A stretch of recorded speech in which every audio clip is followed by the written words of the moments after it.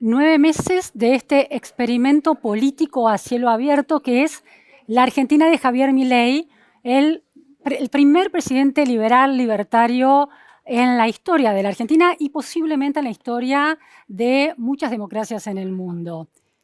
¿Cuál es esa distancia entre la teoría y la práctica? ¿Cómo se reformulan los principios libertarios o liberales cuando se gobierna efectivamente y realmente un país? ¿Cuán liberal o libertario está siendo Milei en su gestión? ¿Cómo lo ve entonces uno de los intelectuales liberales libertarios más destacados del mundo de Hispanoamérica? Me refiero al chileno Axel Kaiser, que está hoy aquí en la repregunta. Muchísimas gracias, Axel, por estar aquí. No, encantado. Gracias por la invitación. Bueno, hemos tenido un par de entrevistas, pero han sido todas Sí, por Zoom, así que por esta es la Zoom. primera vez que nos vemos cara a cara en cuerpo y alma. Axel Kaiser, como le decía, es un representante de ese ideario. Actualmente es el presidente de la Fundación para el Progreso en Chile, un think tank que promueve las ideas liberales. Es abogado por la Universidad Diego Portales en ese país. Es doctor en filosofía por la Universidad de Heidelberg en Alemania. Columnista de medios en Chile y autor del último libro, por lo menos publicado en la Argentina, que es El economista callejero, 15 lecciones para sobrevivir a políticos y demagogos, presentado en la Argentina por Javier Milei. Y además en Chile publicó también, todavía no se publicó en la Argentina, El odio a los ricos. Es Senior Fellow de Archbridge, una institución, un centro de estudios de Estados Unidos dedicado a estudiar, por ejemplo, la movilidad social. Axel, semanas interesantísimas en la Argentina, también desafiantes para el gobierno y también para los argentinos. Hay una primera cuestión que me parece muy interesante para plantearte, que es esa distancia entre teoría y práctica.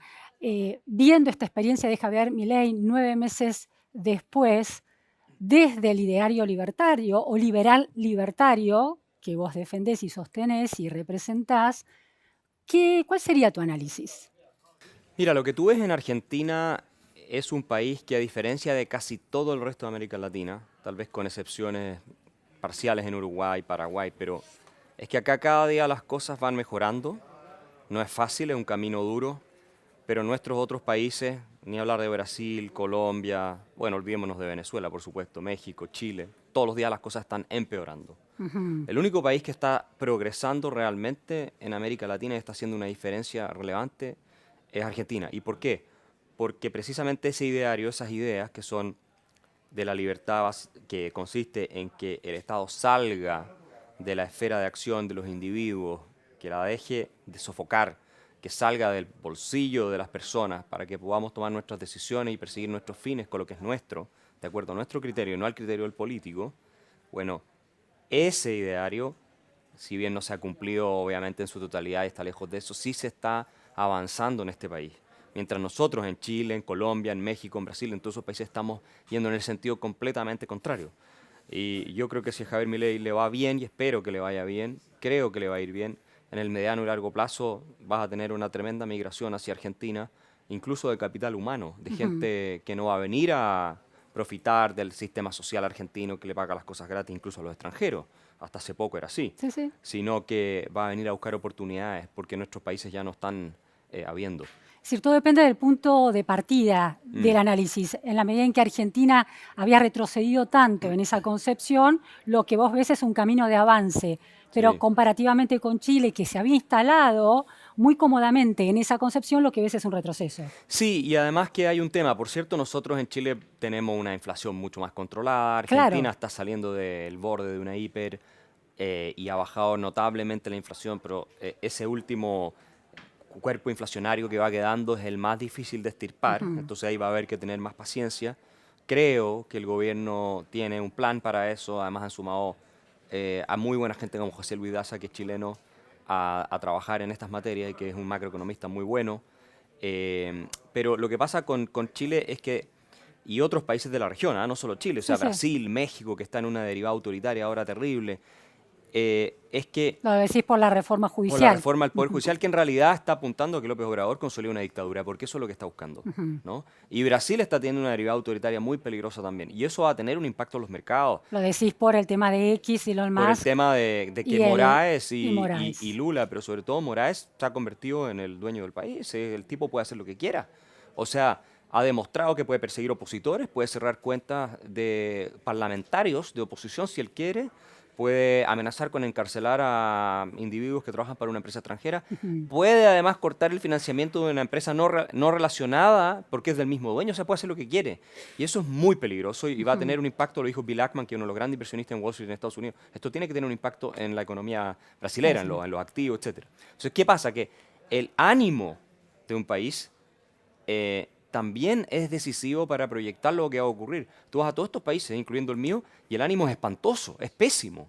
Ahora, es interesante el balance que haces de esos caminos, hacia adelante o hacia atrás. Sí. O sea, avances o retrocesos. Argentina como un presente muy complicado, pero avanzando hacia un ideario que vos considerás que es el ideario que permite la democracia, el Sí. desarrollo, el crecimiento, el progreso. Y Chile, mejor instalado en el presente, pero con un camino que empieza a retroceder según tu Terrible. perspectiva. Ahora, el presidente Javier Milei estuvo en Chile hace unas 2 o 3 semanas, o un poquito más, en una visita no oficial, donde disertó ante empresarios, sobre todo del sector energético, e hizo otra lectura de Chile que me parece interesante para citarte alguna de esas afirmaciones, porque tiene otra mirada mucho más positiva de la que vos planteás. Dijo, Chile ha sido un gran ejemplo de lo que hay que hacer para sostener el desarrollo económico en el tiempo. Elogió la política chilena tanto por sus sanas relaciones entre lo público y lo privado, como por su política económica innegociable que ha perdurado a pesar de los cambios del ciclo político. Es decir, aún con un gobierno de izquierda como el de Gabriel Boric, Milei reconoce que hay una matriz macroeconómica, productiva, que respete ese ideario libertario. Tu mirada es otra respecto de Chile. No, yo creo, claro, que él se refiere, hay un legado, por supuesto, o sea, las reformas que se hicieron en Chile que nos sacaron a nosotros de la miseria que venía acumulándose durante buena parte del siglo XX y que terminan en la protodictadura comunista de Salvador Allende, después tenemos el golpe de Estado, todo eso. Y después se hacen las reformas económicos liberales, pero la Concertación cuando llega al poder las profundiza y las mantiene después del régimen militar. Y eso le dio a Chile una estructura que le ha permitido hacer muchas cosas muy mal y sin embargo algunas de esos andamiajes siguen resistiendo. Y eso es lo que elogia Javier Milei. Ahora, de a poco lo estamos deteriorando y lo estamos destruyendo. Por supuesto, no le hemos metido mano al Banco Central aún. Rechazamos la constitución de extrema izquierda que quisieron pasar un par de años atrás y que yo creo que se debería terminar la independencia del Banco Central en algún minuto con eso. Porque la Constitución actual, la vigente, fija la independencia del Banco Central y le prohíbe endeudarse, ¿no? Sí, pero se han reducido ciertos quórum para leyes orgánicas, que es, por ejemplo, la que regula el Banco Central, y yo creo que Chile en algún minuto le va a meter mano al Banco Central. Yo estoy haciendo ese pronóstico. ¿Aun cuando no haya un gobierno de izquierda? No, porque nosotros estamos avanzando con un nivel de gasto que es insostenible. Estamos con déficit fiscales terribles. Ustedes en Argentina conocen esa historia. El endeudamiento todavía puede seguir en Chile, pero no eternamente, no mucho más. Ya estamos llegando a un 60% del producto cuando uno suma todas las deudas del gobierno nacionales, locales y de las eso empresas por qué? estatales. Porque la matriz del Estado argentino hizo que esta idea de expansión de derechos demandara un nivel de déficit muy alto. ¿Esto tiene que ver con la misma Nosotros lógica? también tenemos el problema de que se insertó este virus tóxico de los derechos sociales en Chile de manera tal de que cada vez más gente espera que el Estado le financie la vida sin tener que aportar. Y en el sistema de pensiones es donde tenemos uno de los problemas más grandes, porque además somos una población que está envejeciendo dramáticamente. Nosotros tenemos una tasa de natalidad hoy día de 1.4 hijos por mujer, está muy lejos del reemplazo. Entonces, ¿qué ocurre? Si bien tenemos un sistema privatizado de pensiones, pero la izquierda quiere robarse esos fondos, que son como 200.000 millones de dólares. Entonces, quieren hacer todo lo posible para robárselos, como lo hizo Cristina acá en Argentina. Bueno, pero el gobierno de Piñera también habilitó durante la pandemia el retiro para que llegara plata a la gente. Pero ese retiro era el ahorro que cada individuo tiene, que ha acumulado en su cuenta, se permitió un porcentaje de eso sacarlo. Sí, que fue cuestionado también, ¿no? Fue muy cuestionado. Boric mismo también lo cuestionaba, ¿no? Sí, no, Boric apoyó su retiro pero en su minuto. No, pero al principio después cambió de opinión. No, él cuando era parlamentario, él promovió esos retiros porque ellos quieren destruir el sistema de pensiones privado. No recuerdo que él se haya opuesto, me sorprendería muchísimo porque esa era la posición de la izquierda en general. Pero después cuando él fue presidente se opuso, porque claro, los retiros... Cuando fue presidente. Claro, cuando él asumió, con el ministro Marcel se opusieron. ¿Por qué? Porque había sido un fogonazo inflacionario, Claro. porque se introdujo mucha liquidez al sistema de esos retiros. Entonces, ¿qué pasó? Que cuando él estaba en el gobierno, claro, no quería tener inflación, entonces ahí cambió de opinión 100% y dijo Sí, no sí, queremos sí. los retiros, Sí, sí. porque seguían habiendo presiones para los retiros. Pero no es lo mismo que un sistema de reparto donde el Estado va y gasta plata que no tiene, porque no tiene ahorros, ¿no es cierto? Y como en Argentina, no tiene impuestos suficientes para financiar las pensiones, la deuda ya se te acabó como Sí, sí. posibilidad para financiar pensiones y por lo tanto lo que te queda es imprimir. Y yo creo que nosotros en algún minuto en Chile hay una alta probabilidad que la clase política ya desesperada porque no va a saber cómo seguir sobornando a la gente con su propio dinero, va a tratar de meterle la mano al Banco Central. Nosotros lo hicimos toda la historia de Chile, tuvimos inflación crónica. Eso lo arreglamos en los últimos 30 años, 40 años, pero ahora hay una presión cada vez más grande por volver al populismo de antaño. Ojalá que no ocurra. Axel, vos solés decir que la democracia, si no es liberal, no tiene sentido, no es democracia, Claro. se parece bastante a una dictadura. ¿Qué significa democracia liberal? ¿Podrías desarrollar ese concepto? Una democracia liberal básicamente es aquella en la cual el orden político institucional garantiza la libertad de los individuos. La libertad es más importante que la democracia. La democracia, en la medida en que es instrumental para la libertad, tiene sentido. Si la democracia al final consiste en que hay una mayoría o una minoría organizada que se hace pasar por mayoría y toma cualquier decisión y no respeta tu derecho a la vida, ni a la propiedad, ni a la libertad de expresión, ni a nada, ¿qué diferencia tiene con cualquier dictadura totalitaria? Ninguna. O sea, la democracia puede ser totalitaria. Entonces, lo que necesitamos es liberalismo, porque el liberalismo es lo que nos protege del abuso del poder del Estado y de otros también. Es decir, el liberalismo es la doctrina que establece los límites del poder, la separación de poderes del Estado, los derechos fundamentales que están en la Constitución, los derechos humanos, todas esas cosas son parte del corpus liberal. No sacamos nada con tener una democracia iliberal, que es una democracia que no respeta ningún tipo de límite al poder del Estado. Entonces, por eso no tiene sentido cuando uno dice, no es que esto es democrático, entonces está bien. No, no, no, no. Que sea democrático le puede dar legitimidad desde el punto de vista de la mayoría, y a veces ni siquiera eso. Pero lo que lo hace moralmente correcto o no es si respeta los derechos de los individuos en general. Se reconoce en definitiva el peso de las minorías, ¿no? Porque el las derecho- mayorías circunstanciales del voto Exacto. tienen que dialogar con las otras minorías. Sí, y también yo te diría los derechos de la minoría más pequeña que es el individuo, que es que cada uno tiene su derecho a la vida, a la propiedad y a la libertad. O sea, porque si el día de mañana están todos de acuerdo con matar a una sola persona, por mucho que el 99.9% esté de acuerdo, esa decisión es inmoral y puede ser muy democrática porque todos Entiendo. votaron a favor. Entiendo. Planteado ese estándar de democracia liberal, vayamos a la realidad, ¿no? Porque a mí lo que me parece interesante, dejando a un costado el purismo o la pureza química de una ideología que cuando llega al poder tiene que empezar a negociar con una realidad, tiene que empezar a negociar con minorías que no están en el poder pero tienen voz y tienen voto y sus representantes en el Congreso eventualmente. ¿Cómo ves las contradicciones que se plantean en el gobierno de Milei? Muy claramente, por ejemplo, el tema de la calidad institucional. Es decir, tiene muy claro el mandato de libertad económica, no hay duda de eso, pero empieza a tener desafíos, y es cuestionado por eso, en el mandato de respeto de la división de poderes, ¿no? Que es otra característica central de la democracia. Por ejemplo, en el caso hay todo un debate en la Argentina para el nombramiento de un nuevo juez de la Corte, que es el juez Ariel Lijo, impugnado por la gran mayoría de los expertos de la política y de la sociedad por su performance muy cuestionable como juez federal. Es un juez que ha estado en relaciones poco claras con el kirchnerismo y sigue jugando políticamente, y el gran porqué sobre por qué Milei postula ese personaje es muy difícil de explicar.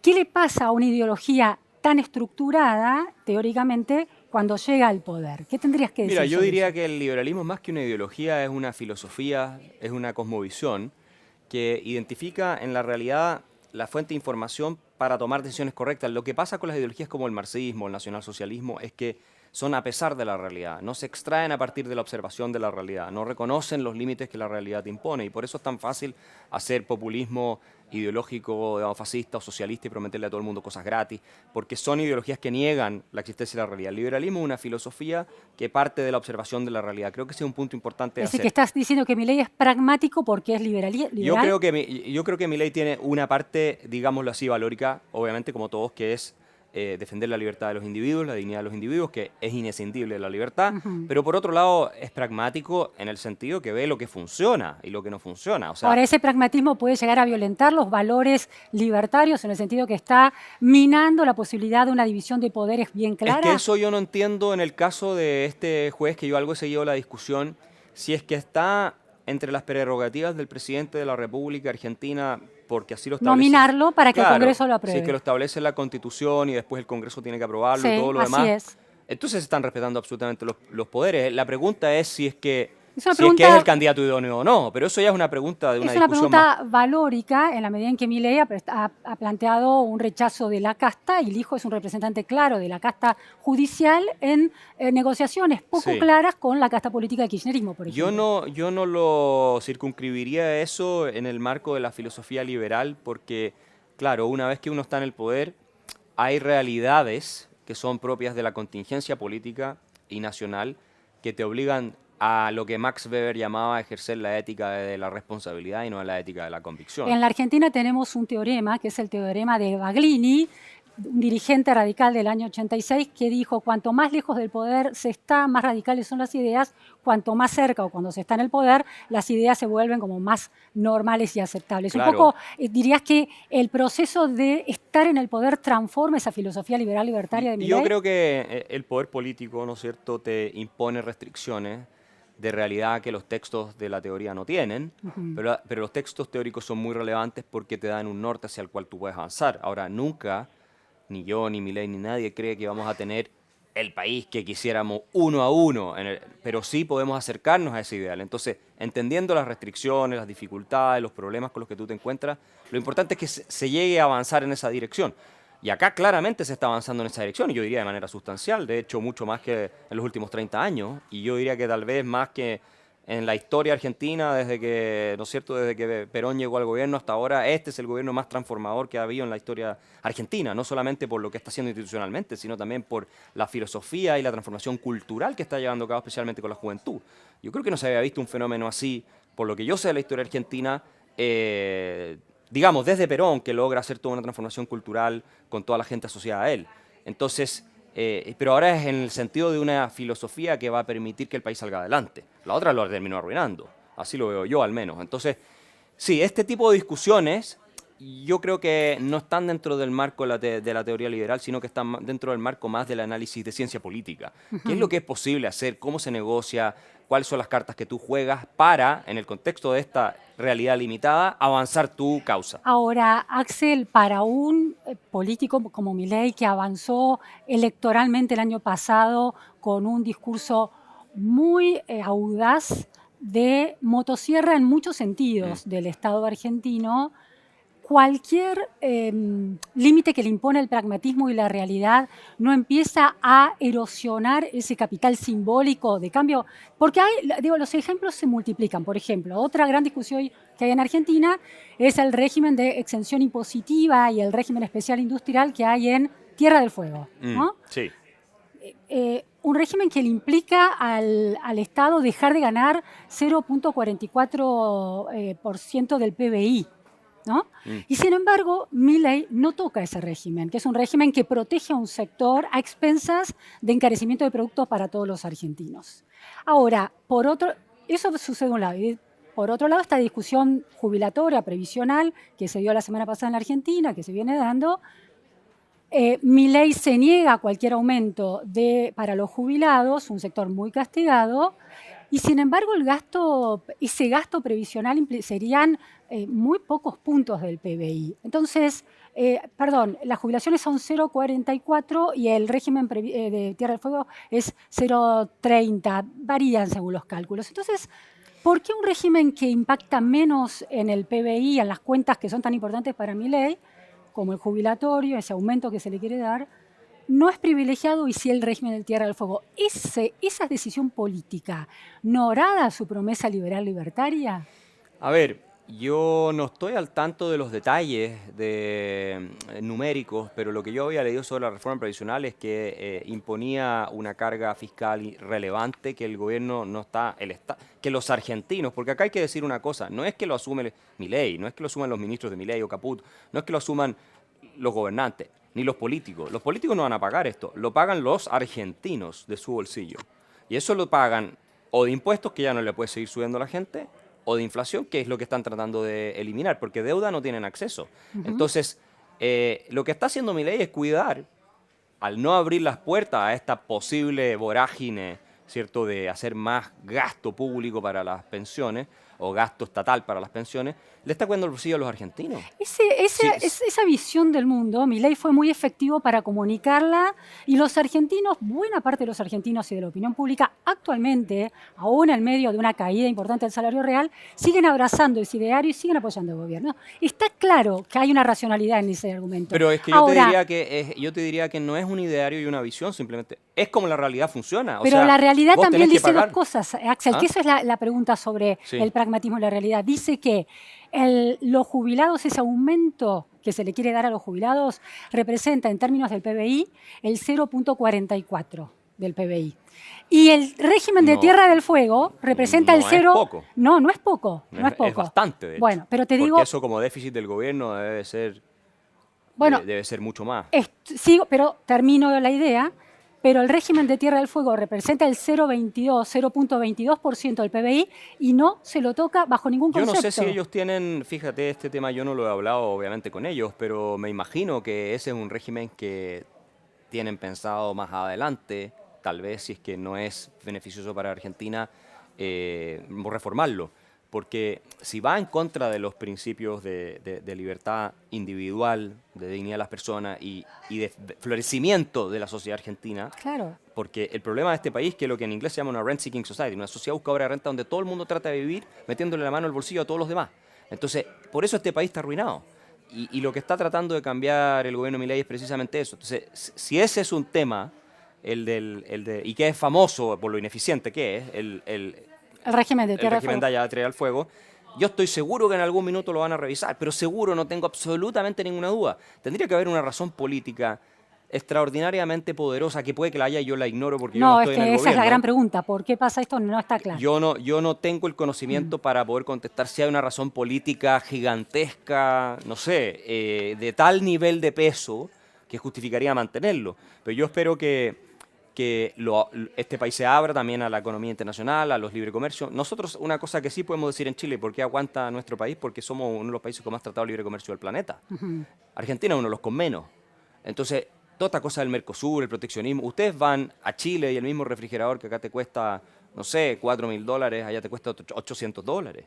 ¿Cómo puede ser eso? O sea, ¿Y usted cómo no- está la industria chilena? Porque un argumento de los sectores más críticos a Milei dice que la apertura de la economía puede conducir a matar la industria nacional. No, eso es una de las más falacias más grandes y absurdas. Yo lo tengo completamente explicado en el libro El economista callejero, cómo funciona Explícalo, esto. por favor. Sí, está explicadísimo. Mira, evidentemente van a quebrar empresas. Nosotros en Chile teníamos toda una industria textil que estaba protegida por el gobierno en la década de los 60, los 70. Y hubo varias familias que hicieron multimillonarias vendiendo prendas carísimas, de mala calidad, a la gente más pobre.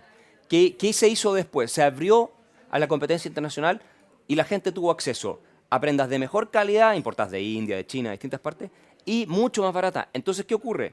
Tú, al gastar menos para comprar una determinada cosa, te queda ingreso disponible como consumidor para gastar en otra. Entonces, tú activas otras áreas de la economía. Claro, la industria nacional efectivamente puede haber que, si no es competitiva, va a desaparecer. Eso es lo que tiene que pasar para que la gente pueda gastar menos comprándose un refrigerador. Es decir, un equilibrio general de la economía, donde Es cada un equilibrio, sector es un equilibrio productivo general. reemplaza a los Exacto, improductivos. no es un equilibrio parcial, como siempre argumenta también, me parece. Mira, claro, no, mira, quebró ahí, se quedaron desempleados. Pero todo el dinero que se está ahorrando la gente, porque ya no está pagando 3 veces más por lo que la gente en Chile, al otro lado de la cordillera, está pagando, ¿no es cierto?, 1/3 de lo que pagan acá. Bueno, todo ese dinero queda disponible para que tú gastes en otras cosas. Además, ojo, que con las importaciones se abre una serie de negocios también. O sea, empiezan los importadores, abren oficinas de representación, tienen que contratar estudios de abogados, tienes técnicos que se especializan en arreglar las máquinas, tienes un montón de negocios que hoy no existen, que se desatan y crean mucho más empleo. Ningún país, mira, para terminar, ningún país en la historia, ni uno solo, que se ha abierto a la economía mundial, y todos antes eran proteccionistas, todos, ni uno solo ha terminado peor, todos han mejorado gracias Bien. a la apertura. Axel, esta semana el ministro de Economía argentino, Luis Caputo, hizo un streaming, porque ahora hace streaming, explicando que un gobierno liberal libertario, había aumentado en términos reales las ayudas a las familias vulnerables que tienen hijos, lo que aquí se llama la AUH, Asignación Universal por Hijo, la tarjeta alimentar, que es un dinero que se entrega para poder comprar alimentos, etcétera, etcétera. El Ministerio de Capital Humano anunció también en esta semana que la AUH aumentó desde diciembre, cuando asumió el gobierno, hasta septiembre del 24 de este año, un 308%. Entonces, es interesante, ¿no? Porque es una estrategia explicativa y de comunicación muy similar al gobierno de Macri. Se le imputaba al gobierno de Macri, como también al de Javier Milei, una distancia respecto del sufrimiento de los sectores más empobrecidos. Lo que está diciendo el gobierno, estamos atendiendo esos sectores. Entonces, mi pregunta sobre esto es, los liberales libertarios sostienen que el principio de justicia social es completamente equivocado, erróneo y casi pernicioso para la sociedad. Correcto. ¿Bajo qué contexto un gobierno liberal libertario puede enorgullecerse y plantear como un logro de su gestión el aumento de estas asignaciones a los más vulnerables? Es muy interesante. Mira, Friedrich Hayek, que es el Premio Nobel de Economía, que es uno de los grandes teóricos del liberalismo clásico, y tiene este ensayo que se llama El atavismo de la justicia social, donde él critica mucho esta idea porque finalmente supone, ¿no es cierto?, que la distribución de ingresos que existe en una economía libre es injusta solamente porque hay desigualdades. La teoría de la justicia social. Entonces el Estado tiene que venir y redistribuir para hacerlo justo. O sea, los políticos tienen que quitarle lo que la gente ha decidido, ¿no es cierto?, gastar su dinero y a quién premiar y beneficiar porque lo está sirviendo, y el político tiene que meterse y decir no, entonces lo voy a distribuir así. Y en ese proceso, además se roban una buena parte, se lo asignan a grupos de interés, etc. Pero el mismo Hayek reconocía que el Estado tiene un rol redistributivo. O sea, el mismo Hayek aceptaba que por razones de aliviar las necesidades, aliviar padecimientos de sectores vulnerables de la población, puede haber un mínimo, lo que se llama un mínimo suficiente. Entonces, teóricamente, es muy compatible lo que está planteando el gobierno de Milei, especialmente en un proceso de ajuste, porque distinto sería si el gobierno de Milei empezara a decir, bueno, y ahora como no nos gusta, asumiendo que hay un mercado muy abierto y competitivo, como no nos gusta lo que hemos conseguido en términos que hay mucha desigualdad y esto, entonces le vamos a quitar a los que tienen más para darle a los que tienen menos. Eso sería completamente incompatible con la filosofía liberal clásica o la filosofía libertaria. Pero si se trata de dar un apoyo, un mínimo suficiente, ese es el concepto, ¿no? Sí, el mínimo suficiente, a personas que, producto de una historia de destrucción institucional, económica y social, están en una mala situación de vida, eso se puede defender desde el punto de vista de que se está aliviando el padecimiento de esos sectores antes de que tengan la oportunidad de integrarse a una economía bullante que es por la cual están trabajando y que toma más tiempo. Entonces, porque no hay que olvidarse una cosa, no solamente es que nos estamos preocupando de la gente con menos recursos porque le estamos subiendo la tarjeta alimentaria y esas cosas, sino que las reformas, entre otras bajar la inflación, reactivar la economía, el empleo, la inversión, todo por lo que le está trabajando el gobierno, ¿a quién beneficia fundamentalmente? No a la gente más rica de Argentina, va a beneficiar sobre todo a los más pobres, porque van a encontrar trabajo, se van a poder parar sobre sus propios pies, van a aumentar los salarios, van a pagar menos por las cosas que antes pagaban más. Entonces se está trabajando en dos niveles.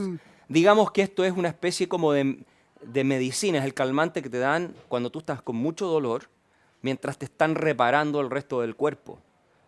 Pero el ideal es tener la menor cantidad de gente dependiendo del asistencialismo estatal, pero eso es un proceso que toma tiempo, pero que una vez que despega el avión es rápido. Cuando Argentina empieza a crecer 5 o 6%, vas a ver cómo va a caer la pobreza, pero así de manera estrepitosa. Ahora, es interesante porque ahí no es tanto una restricción de la realidad, sino casi un principio también liberal libertario en los términos de Hayek que lo planteas, que tiene sentido un Estado encargado de la redistribución para asistir a esas personas. Milton Friedman proponía un impuesto negativo a la renta, que es básicamente un subsidio al ingreso de las personas que trabajan, cerrando todo el Estado benefactor, etcétera, que el Estado no provea de educación y eso, sino que te dan el dinero como un complemento a tus ingresos. Él también proponía eso, para que no haya gente bajo un cierto umbral. Entonces esto es algo que muchos liberales han propuesto. ¿Cómo ve una mirada liberal libertaria como la tuya otro tipo de lo que podrían ser inconsistencias? Por ejemplo, el control de un precio central de la economía. El control es decir, la planeación centralizada de un factor de la economía, que es el precio del dólar. El cepo y el precio del dólar. Es que ese es un problema gravísimo y ahí hay mucha discusión entre los mismos liberales. Aquí no hay una posición más o menos uniforme.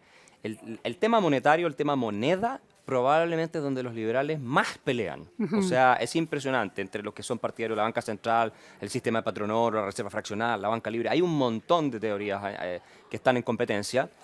Es muy difícil decir lo que está haciendo el gobierno de Milei no cuadra con la teoría liberal. Para algunos podría no cuadrar, pero para otros cuadra. Entonces, ahí hay mucha discusión, digámoslo. Es donde nadie se pone de acuerdo.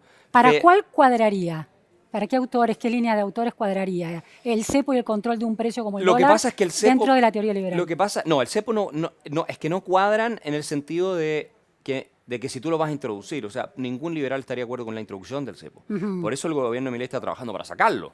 Lo que pasa es que como dejaron una bomba atómica armada adentro, monetaria, fiscal, inflacionaria, claro, tú para desarmar el cepo tienes que ir cortando los cables, digamos, con cuidado y si te equivocas puedes reventar la bomba. Entonces le dejaron una situación tan complicada que yo creo que si la terminan resolviendo, y espero y creo que así va a ser, exitosamente, esto va a pasar a ser estudiado en todas las universidades del mundo. Ahora, mira qué interesante, ¿no? Esto de quién puso la restricción y quién está obligado a sostenerla, porque si no, el camino de salida es por un peor. tiempo, hasta que la arreglen y después yo no tengo duda que la van a sacar. Pero mira qué interesante, el impuesto a las ganancias el año pasado, que es un impuesto muy progresivo, si tiene que haber un impuesto, es el más progresivo de todos, Milei votó a favor de eliminarlo en la Argentina, ¿no?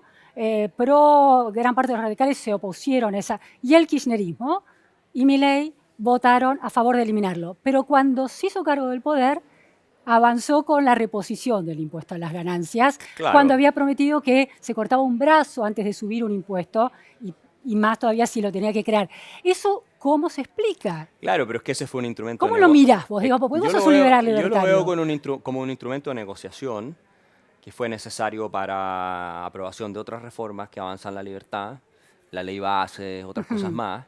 Entonces, la pregunta es si, ¿por qué estas decisiones hay que verlas en el conjunto de decisiones que están asociadas a ellas? No es como que Milei tenía el país fantástico y se le ocurrió poner un impuesto a la renta, ¿no es cierto?, de la nada. No, acá recibió un cuerpo completamente descompuesto, o quebrado entero en todos los huesos y tienen que empezar a arreglarlo. Y aquí, como necesita obviamente el apoyo de la oposición y otros, y de los gobernadores, la necesitaba en su minuto, obviamente lo utilizó como un instrumento de negociación, pero tuvo que ceder eso probablemente para obtener algo mucho más importante de vuelta, que fue estas reformas estructurales y las cuales la economía no va a despegar, porque tú puedes arreglar el problema de la inflación, que es muy importante y que es lo más relevante y urgente, pero si tú no tienes reformas de fondo, puedes tener un país que crece 0% o que no crece. Mira, nosotros en Chile llevamos, sin inflación, porque casi no hemos tenido, creciendo 0.6% per cápita en los últimos 10 años. No crecemos. Y tenemos cada vez más frustración social, cada vez más pobreza. Entonces, tú tienes que hacer esa reforma de fondo. Yo creo que Milei, en ese sentido, fue un político astuto. Y si hubiera estado con von Mises, con Hayek y con Friedman al lado de él, le habrían dicho que haga eso. Porque claro, de nuevo, la realidad te lleva a pensar, bueno, que si tengo que entregar algo que en el texto no se ve exactamente igual, pero por un bien mayor, para avanzar una libertad mayor más adelante, lo hago. Y ese es lamentablemente el juego de la política. Ahora, dos preguntas finales. Una tiene que ver con estas salvedades que vos hacés, entendiendo los desafíos que tiene el ejercicio del poder y la ética de la responsabilidad. El título de tu libro, del último libro publicado en la Argentina, El economista callejero, dice 15 lecciones para sobrevivir a políticos y demagogos. Quiere decir que hay dos formas de demagogia posible. Una que promete demasiadas cosas teniendo en la cabeza a un Estado redistribuidor que maneja todos los hilos de la economía, pero también hay otra forma que es un político que promete la eliminación de cualquier injerencia del Estado para darle cabida a la libertad. Y esa demagogia es la que le está pesando a Milei, que prometió arrasar con todo, achicar el Estado lo máximo posible, y en el poder ya se da cuenta que no se puede tanto de entrada, o hay momentos indicados para una cosa o la otra. Lo que pasa es que él lo que ofreció fue un horizonte normativo y un horizonte de prosperidad para la Argentina institucional, digámoslo así, que nunca pensó que lo iba a cumplir tampoco en 6 meses. Él siempre decía, tenemos una visión de a 30 años, en la primera fase es esto, la segunda es esto. Tenía Es decir, como que en el todo. presente es un poco redistribuidor y planificador, y en el futuro, en 30 años, quizás O sea, sea más liberal libertario. no, porque o sea, todo lo que hace él y el gobierno de él es para incrementar la libertad de los argentinos y sanear las finanzas públicas y todo lo demás. O sea, todo. Ahora, todo, como te digo, sumando el conjunto de decisiones que se toman, porque uno no puede tomar luego el impuesto a la renta de manera independiente de la ley base y de la manera independiente de todo lo que se negocia después. Porque los gobiernos, ¿qué es lo que hacen tradicionalmente? Te suben los impuestos sin ninguna necesidad. O sea, en Chile, acá, en todos lados hacen eso. No están negociando. Los gobiernos que van, incluso de centro derecha, de centro izquierda o de izquierda, lo que hacen es subir impuestos por subir impuestos, porque quieren que el Estado tenga más. Pero ¿qué está haciendo el gobierno de Milei? Está trabajando para bajar toda la carga tributaria, pero tú no puedes hacer eso, la carga tributaria total. Tal vez te subió un impuesto en una cosa, por ejemplo, no sé yo, los impuestos a los cigarrillos te van a quedar más arriba, pero te va a bajar impuestos El impuesto inflacionario el impuesto baja. al patrimonio, te va a bajar, bueno, ese de todas maneras, el impuesto al patrimonio, el impuesto a las propiedades, no sé, te va a bajar muchos otros impuestos. Entonces, en la suma, la carga tributaria sobre el argentino, que es lo que a uno lo que le importa al final es cuánto impuesto pagué, no si lo pagué en esto o lo pagué en lo otro, lo que normalmente, o sea, lo que más te importa es cuánto de mi ingreso disponible se lo llevó el Estado, de mi ingreso que yo gano se lo llevó el Estado y cuánto me queda disponible. Obviamente a la gente de más altos recursos le afecta de una manera distinta al IVA que a la gente con menos recursos y así. Pero en la suma, yo siendo súper honesto contigo, si yo tuviera críticas las diría, pero en la suma lo que yo veo es que están haciendo todo lo posible dentro de las limitaciones de la realidad por incrementar la libertad de los argentinos y eso pasa necesariamente por sanear los temas fiscales, monetarios y sin lo cual no te va a funcionar nada. Última pregunta, Axel, estableciendo un puente desde Argentina y de Chile hacia el mundo. Semana clave también en Estados Unidos, hubo debate presidencial entre Donald Trump y Kamala Harris. Y hubo un momento muy interesante de ese debate, el gran tema del aborto, que está muy caliente en la contienda electoral en Estados Unidos, en muchos países del mundo también, pero en Estados Unidos en particular. En ese punto, Kamala Harris usó un argumento muy liberal. Planteó que el Estado, ningún gobierno ni ningún Estado, tiene derecho a intervenir en las decisiones individuales de cada persona sobre su cuerpo. Trump no logró articular una respuesta convincente ahí.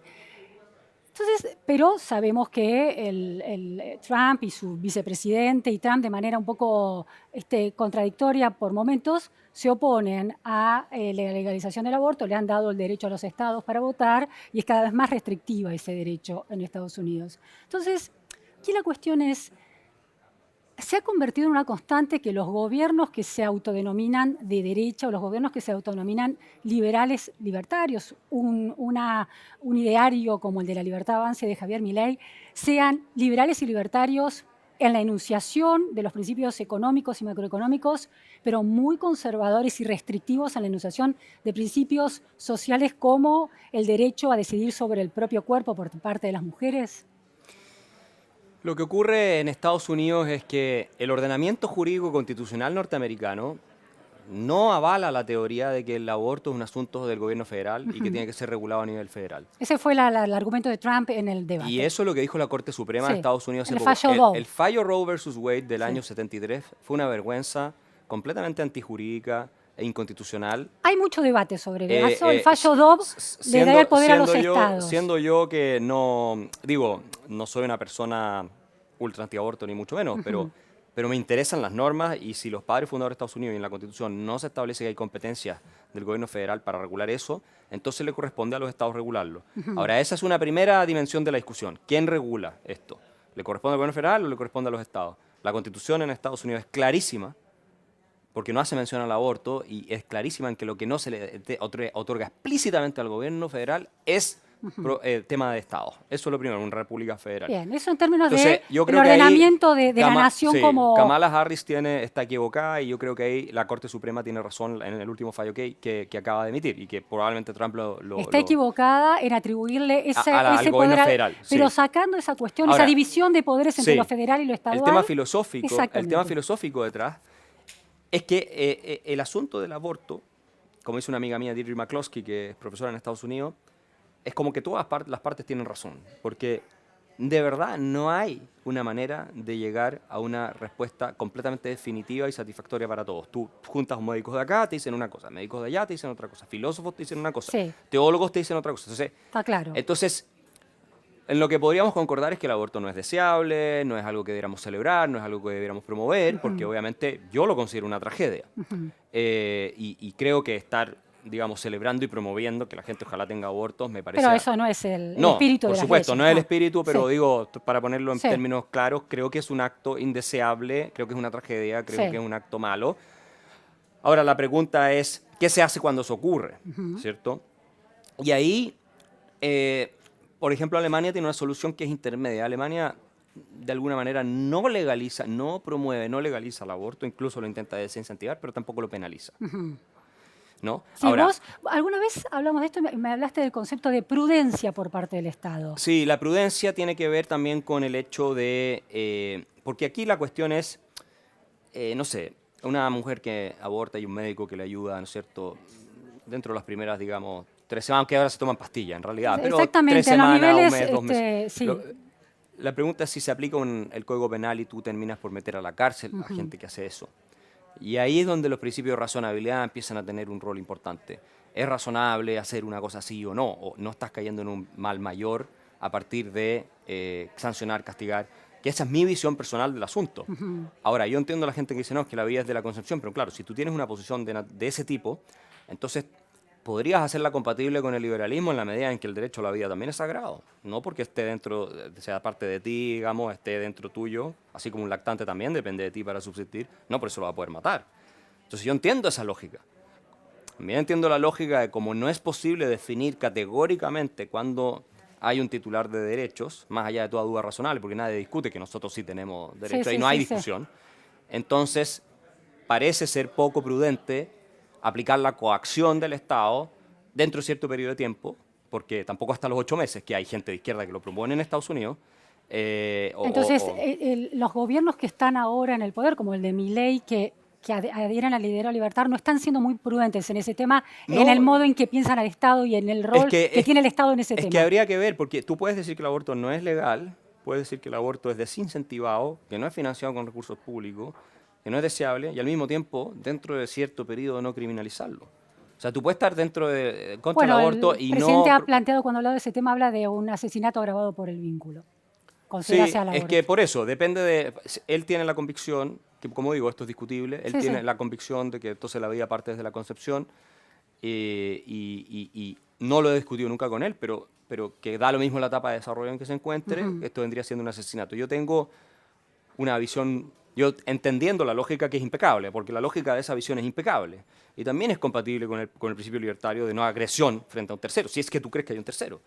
Lo que a mí me pasa es que... Es una cuestión de creencia, y la creencia individual no puede ser atribuida como una generalidad. Y el Estado no puede legislar a partir de la creencia individual, por ejemplo, de un presidente. Es que es una discusión que finalmente es de creencias y termina plasmada en la legislación. Claro. Tú no tienes tampoco cómo demostrar lo contrario a eso. Exacto. Entonces dejemos que cada individuo obre según su creencia dentro de ciertos límites. Claro, pero es que alguien te podría decir, pero es que el principio de precaución en realidad lo que implica es que no aceptemos actos que podrían estar poniendo en riesgo la vida de un tercero, porque si no sabemos si a ciencia cierta si hay un tercero o no, ¿cómo vamos a permitir un acto que podría estar eliminando la vida de un tercero?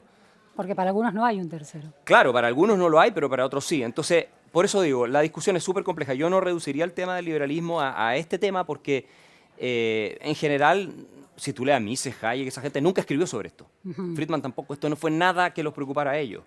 A lo mejor eso es sintomático, en una manera de dejarlo afuera de esa porque fíjate que Hayek era ateo, sí, no era algo que era un tema para ellos, Este es un tema más de filosofía moral. Ahora, efectivamente divide las aguas adentro, ¿no? Pero no solamente en los liberales, también en la izquierda. En la izquierda también tiene gente contra el aborto. Completamente. Entonces, entre ellos también hay una división muy grande en esta materia.